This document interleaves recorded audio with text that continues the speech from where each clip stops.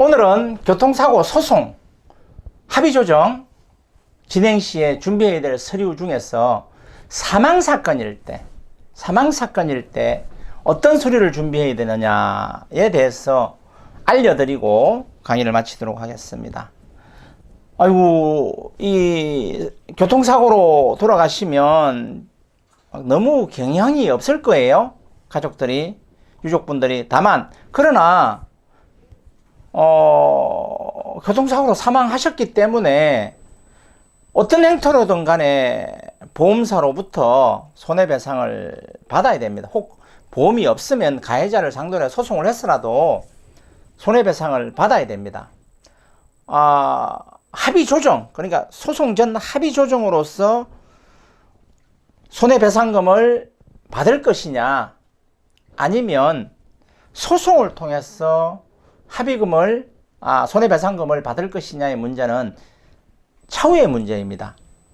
어떤 것이 실익이 있느냐를 따져서 그 손해배상액을 받는 거기 때문에, 예를 들어서 소송을 가지 않고 손해액에 최대한 근접하게 법률상 손해액에, 그러니까 거의 같은 금액의 소송 전 합의가 이루어진다면 굳이 소송까지 갈 필요가 없는 거고, 그러나 쟁점이 있는 경우에 소득의 쟁점, 가실의 쟁점 이런 부분들이 있는 경우에는 무조건 소송을 가서 손해배상액을 다투어서 최대한 많이 받아야 되겠죠. 자, 소송으로 갈 것이냐, 합의조정으로 갈 것이냐에 대한 부분은 조금 심층적으로 한번 다뤄보겠습니다. 어떤 경우에 소송으로 가는 것이 유리하고 어떤 경우에 합의조정으로 가는 것이 유리한지, 소송 전 합의조정으로 가는 것이 유리한지에 대해서, 역시 그것 또한 경험칙과 그 법리 해석과 의학적 판단에 따라서 어느 것을 선택할 것인가에 대한 기준을 세우는 것이지, 그 답은 없습니다. 1 더하기 1은 2다. 그러면 누구나 다 할 수 있겠죠.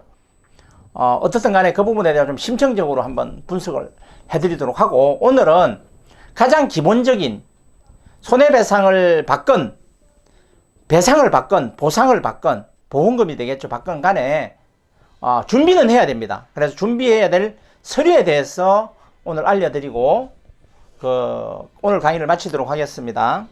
자, 교통사고 사망 시의 준비 서류입니다. 사망하신 곳에 가서 사망진단서 받아야 됩니다. 사망진단서 발급해 줍니다. 그 다음에 가족관계 증명서가, 이제 망자 돌아가셨기 때문에 망자의 유족들이 배상을 받는 거기 때문에 가족관계 증명서를 발급받는데 망자의 중심으로 가족관계 증명서를 발급받아야 됩니다. 자, 돌아가셨으니 화장을 했을 거고 화장 증명서도 있어야 되고요. 예를 들어서 사망진단서가 없으면 사체 검안서라도 있어야 됩니다. 자, 그 장례 비용도 손해배상액에 포함이 되기 때문에 그 장례 비용 영수증을 첨부해야 됩니다. 식사값이라든지 등등의 장례 비용을 영수증을 첨부해서 그걸 제시해야 되는 거고, 그 다음에 그 교통사고 사실은, 기본적으로 교통사고 사실은을 경찰서나 파출소에서 받아서 제출해야 되고요. 그 다음에 교통사고 보고서라는 게 그 검찰 민원실에 가면 정보 공개를 요청해야 됩니다. 그러면 교통사고 보고서라고 해서 쭉 여러 장이 있기 때문에 그걸 이제 받아볼 수 있는 거고, 그것도 준비해야 되는 거고, 교통사고 실황조사서라고 해서 또 검찰 민원실에다가 요청해야 되는 게 있는데, 이럴 경우에 이 부분은 필요할 경우에만 요구하는 거니, 첨예한 쟁점이 있는 경우에는 요구하는 건데, 굳이 뭐 필요한 쟁점이 없으면 요구하지 않아도 된다, 이렇게 보시면 됩니다. 이제 밑에 6이라고 되어 있는데 이건 7입니다. 자, 그렇게 되어 있는 거고, 이거 준비하시면 돼요. 자, 그 다음에 보험금 수령시 준비 서류라고 되어 있는데, 이제 돈 받을 때 이야기인데, 보험금이든 손해배상금이든 간에 이 돈을 받으려면 결국은 보험사에다가 소송을 가도 결국은 보험사에다가 최종적으로 손해배상 청구권을 행사하는 거기 때문에 이 정도의 필요한, 수령시 필요한 서류가 필요합니다. 그래서 이 부분을 일단 준비해야 된다 알려드리는 거예요.